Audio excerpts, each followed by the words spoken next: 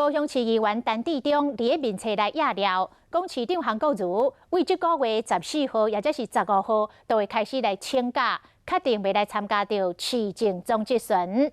啊，大问题是来警惕韩国瑜，讲第一步行唔对伊，后壁不管安怎行，拢真难咯。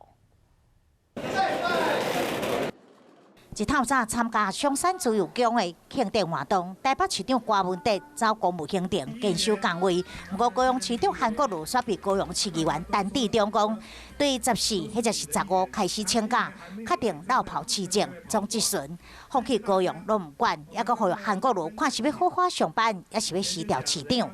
同款嘛是伫咱市长、台北市长郭文德嘛正经为选举请假，不过时间好亲像无遐尼长。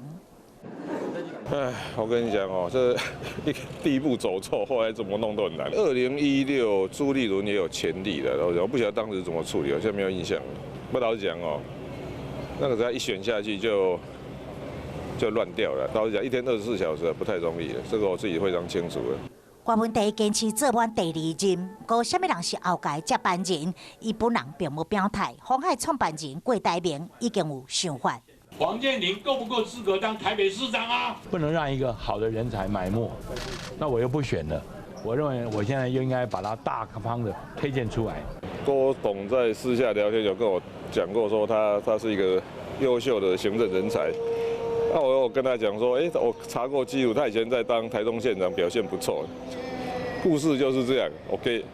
那我有跟郭董讲，如果有机会，我再跟他去聊聊天，认识这个人。那是坚定，敢有够格做台北市长咧？郭文德伊讲爱交予台北市民来决定，只是2020选举拢也无结果，即马就讲到2022首都的市长，无定真正是讲了伤早。